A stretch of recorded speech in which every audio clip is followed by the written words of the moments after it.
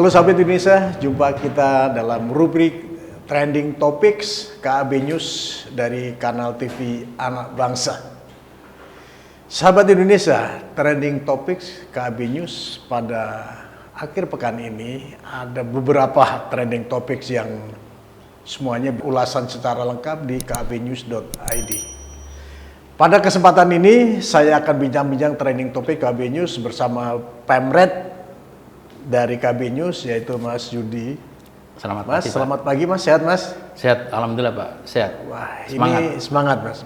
Beberapa hari ini ada apa aja nih trending topik dari KB News nih Mas? Ya ini kejutan ya, secara beruntun Partai Golkar kadernya 2 ditetapkan sebagai tersangka ya. Oh, Partai Golkar? Nurdin, ya, Oh, Alek Nurdin dan Aziz Samsudin ya. Ya, itu yang sama-sama pertama. Din itu ya. Ya. Oke. Yang kedua, ini PON Papua masih hangat di bawah ancaman KKB ya, kelompok kriminal bersenjata ya. Berikutnya ini babak baru perseteruan antara Partai Demokrat kubu Muldoko sama kubu SBY ya. Ini kubu Pak Muldoko ini menggandeng pengacara terkenal yaitu Pak Yusril Iza Mahendra. Ini menariknya di situ karena kan bukan pengacara main-main ini Pak. Oke.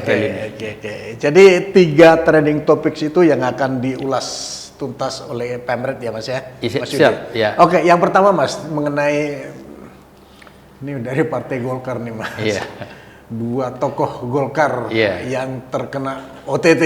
Iya, ini OTT atau tersangka Mas ya? Ya, kemarin tersangka, ya? Kalau Alek Nurdin tersangka, ini Aziz Samsudin juga tersangka. Oh, sudah tersangka ya? Oke. Kalau Alex Nurdin lebih terhormat karena beliau datang sendiri ya. Nah ini Aziz Samsudin ini terpaksa harus dijemput sama KPK karena mangkir dari pemeriksaan dengan alasan sedang isoman ya. Setelah dites swab ternyata negatif ya. Nah ini pelajaran bagi semua, mau datang dengan acara terhormat atau dengan jemput paksa ini ada di tangan mereka masing-masing ya. Tapi yang jelas kasus ini yang pertama bahwa kasus Alex Nurdin itu yang membuat prihatin apa? Yang pertama kan masalah penjualan gas ya. Ya, pembelian gas, maaf ya. Yang kedua ini dana hibah Masjid Raya Sriwijaya ya. Ini dana masjid aja dikorupsi Pak ya. Ini waduh. Hebat, ini luar biasa dan ini bukan yang pertama kali ya. Tempo hari juga ada korupsi pengadaan kitab suci Al-Quran ya di Kementerian Agama. Ya. Nah ini koruptor ini sudah tidak pandang bulu ya, apapun proyeknya asal ada celah, entah ini urusan akhirat atau dunia diembat ya.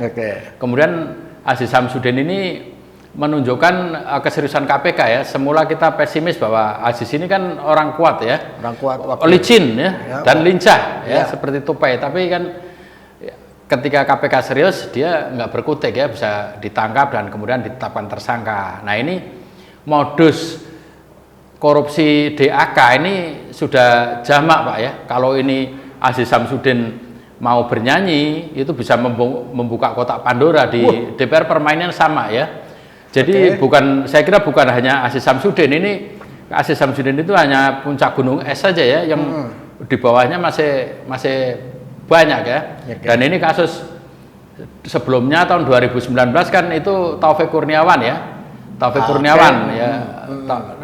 Kurniawan wakil ketua DPR dari PAN juga, itu modusnya juga seperti itu. Dia mengurus DAK untuk daerah pemilihannya Purbalingga sama mana itu Kebumen gitu kan. Waktu itu ya. Iya, kemudian dia dapat fee sekitar 4 miliar ya. Nah, ini sebenarnya mereka itu pahlawan bagi daerah masing-masing ya, kalau mereka tidak minta fee. Tapi ketika minta fee akhirnya jadi pecundang, akhirnya ditangkap KPK. Nah, ini 2 kasus ini antara Taufik Kurniawan dan Aziz Samsudin modusnya sama Pak, minta fee.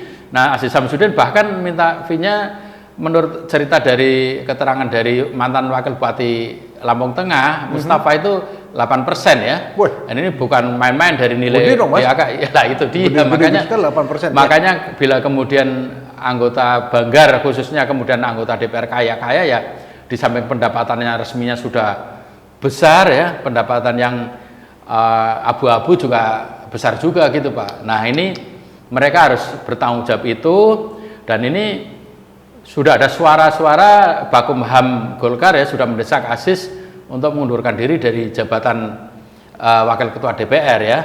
Kemudian pelajaran lainnya bahwa ternyata Majelis Kehormatan Dewan ya, MKD itu nggak ada apa-apanya Pak. Nggak berfungsi, makanya bubarkan saja. Karena apa?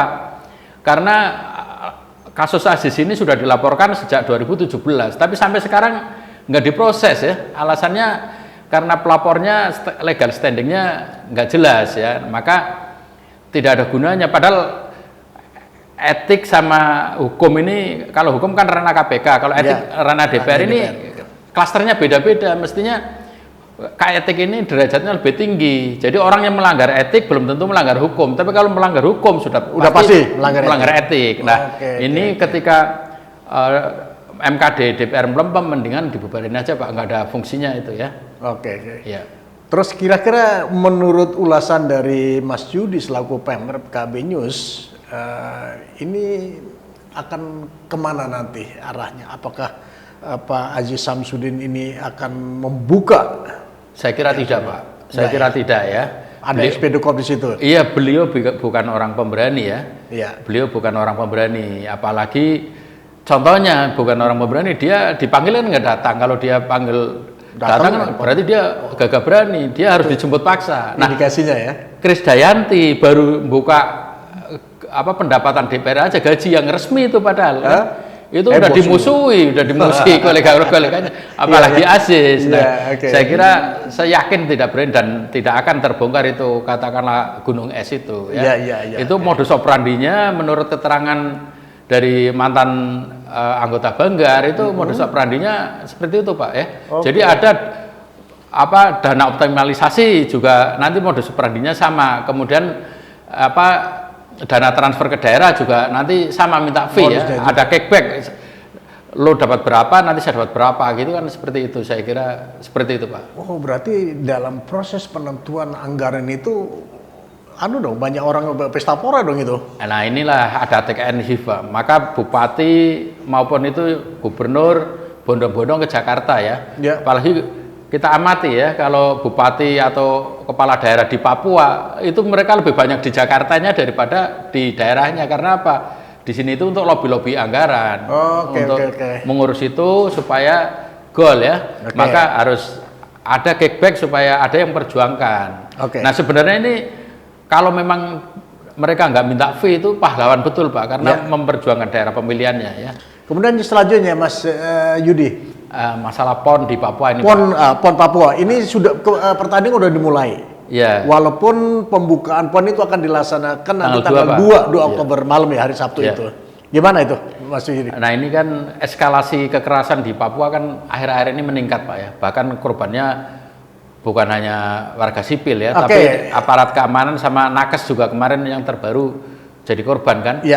Nah, ini pertaruhan besar bagi bangsa Indonesia ya. Kalau katakanlah PON ini sampai kenapa-kenapa, katakanlah terganggu oleh aksi-aksi kekerasan oleh KKB, ini pertaruhan besar bagi bangsa Indonesia. Makanya Brimob dan sebagainya kan dikirim ke sana ya.